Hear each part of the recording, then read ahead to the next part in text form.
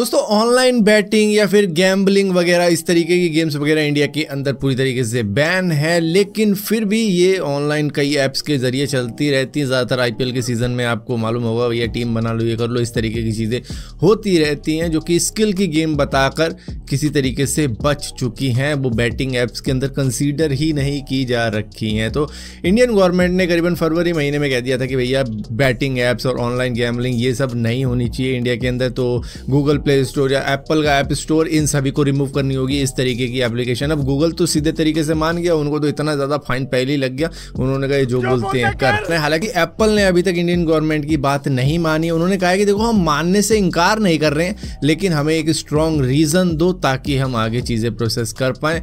Without any reason हम कैसे ban कर दें इन ऐप्स को, तो रीज़न चाहिए हमें। दोस्तों कई सारे लोगों के साथ में ऐसा हुआ है कि उन्होंने एप्पल का आईफोन खरीदा होगा, लेकिन उनके पास में रिप्लिका आ गया होगा, डुप्लीकेट आ गया होगा। तो इस तरीके की चीज़ें हो जाती है। अब जिनको नॉलेज है वो तो पता लगा लेते हैं कि ये नकली है, जिनको नॉलेज नहीं है वो नहीं लगा पाते। लेकिन यूएस बेस्ड एक कंपनी है जिसका नाम है एलिथन, उन्होंने एक ऐसी ऐप तैयार करी है जो कि डिटेक्ट कर सकती है, आइडेंटिफाई कर सकती है, ऑथेंटिकेट कर सकती है किसी भी प्रोडक्ट को। दरअसल इसके अंदर एक आर्टिफिशियल इंटेलिजेंस टेक्नोलॉजी का यूज़ किया गया है, जिससे कि ये खुद ब खुद ही मैच करती है दूसरे प्रोडक्ट के साथ में उस प्रोडक्ट को कि ये असली है या नकली है। सिर्फ आपको एक फ़ोटो खींचनी होगी, उसके बाद में ये ऐप खुद ब खुद डिटेक्ट करेगी कि असली है या नकली है। और इसके लिए कोई स्पेशल सेंसर की ज़रूरत नहीं है, ना कोई होलोग्राम या स्टिकर को रीड करना है, जो कि एक यूनिक आइडेंटिटी होती है उस प्रोडक्ट की। लेकिन ये अपना ही कुछ मैथ गणित लगाती है उसको आइडेंटिफाई करने में कि ये रियल है या नकली। दोस्तों जैसा कि आपको मालूम है बीजीएमआई ने इंडिया के अंदर दोबारा से वापसी कर दी है, लेकिन यहाँ पर लिमिट सेट कर दी गई है। काफी ज्यादा रिस्ट्रिक्शन है इनके ऊपर। भैया 3 महीने का ही तो ट्रायल मिला, अगर ये पास हो गए तो ये यहाँ पर रहेंगे, वरना ये बाहर चले जाएंगे। तो इस रिस्ट्रिक्शन के अंदर आपको ये गेम खेलनी है तो भैया अगर आपकी एज 18 से कम है तो आप 3 घंटे ही खेल सकते हो एक दिन के अंदर, और 6 घंटे आप खेल पाओगे अगर आपकी एज 18 से ऊपर है। और अगर इतना ही पैशन है आपको और लंबा खेलने का तो भैया आप गेम वेम छोड़ो, आप निकलो IQOO के उस ड्रीम जॉब के ऊपर जो आपको 10 लाख रुपए देगा 6 महीने के लिए। दरअसल यहाँ पर जॉब निकली है चीफ गेमिंग ऑफिसर की, जिसके अंदर रिक्वायरमेंट है कि भैया आपकी एज 25 साल से कम होनी चाहिए और बंदा ऐसा होना चाहिए कि जिसका गेमिंग पैशन हो, क्योंकि वो कंट्रीब्यूट करेगा इनकी डेवलपमेंट टीम के साथ में, जो कि इनके एक ऐसे डिवाइस को बनाने में हेल्प करेगा जो कि सिर्फ गेमिंग से रिलेटेड ही होगा। उसमें मतलब कई सारी चीज़ें वो बता सकता है कि गेमर्स को ये दिक्कत आती है, वो दिक्कत आती है,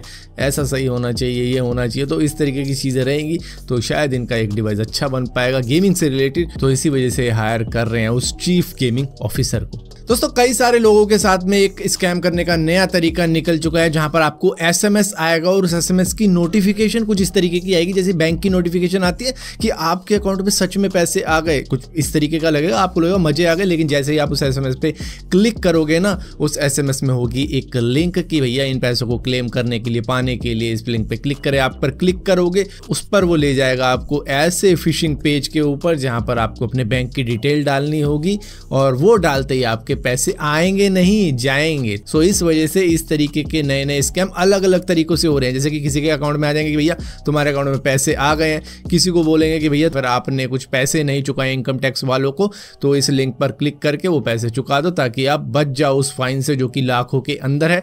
और इस तरीके से ये भैया और भी तरीके होंगे, क्या पता, आप लगा लो अंदाजे और कौन से तरीके हो सकते हैं। तो मतलब किसी तरीके से डरा डरू के या फिर लालच दे के आपसे आपकी बैंक की डिटेल निकलवाई जाएगी उस पेज के जरिए, और वो आपको नहीं देनी है। दोस्तों मेटा के CEO मार्क ज़करबर्ग को फिटनेस का कीड़ा चढ़ा हुआ है। जैसे कि आपको याद होगा इन्होंने कुछ टाइम पहले जिजुत्सु के अंदर गोल्ड भी जीता था, सिल्वर भी जीता था, और अब इन्होंने 3 किलोमीटर की एक दौड़ लगाई है, वो भी 40 मिनट के अंदर। ये सिर्फ दौड़ नहीं है, इस 3 किलोमीटर रेस के बाद में इन्होंने 100 पुलअप लगाए, 200 पुशअप लगाए, 300 स्क्वाट किया, और ये सभी 3 किलोमीटर के बाद किया और 40 मिनट के अंदर अंदर किया है सारा का सारा। ये काफ़ी चैलेंजिंग वर्कआउट है, लेकिन एक बात मैं बताना भूल गया कि ये सारा काम इन्होंने 9 kg की वेस्ट पहन कर किया था। दोस्तों सारी दुनिया के अंदर सिर्फ चाइना के अंदर ही पांडा पाया जाता है, और वहाँ पर भी वाइल्ड पांडा की अगर बात की जाए तो वो 1900 से भी कम रह चुके हैं। लेकिन हिस्ट्री के अंदर दूसरी बार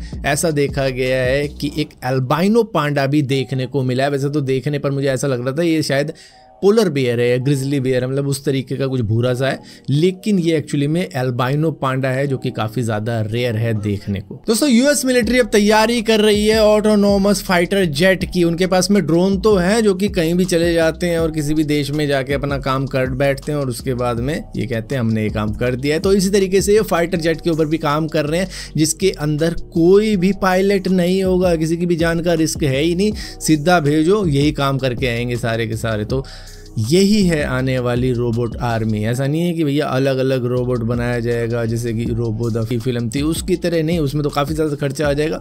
बड़े बड़े वेपन बनाओ जो कि ऑटोनोमस हो, वही है रोबोट आर्मी फ्यूचर की।